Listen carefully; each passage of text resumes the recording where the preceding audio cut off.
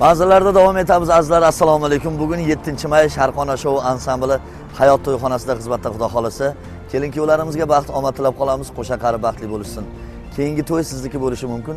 Bizga obuna bo'ling, bizni kuzatishda davom eting. Sharqona Show ansambli sizlar bilan zo'r. Sog' bo'linglar.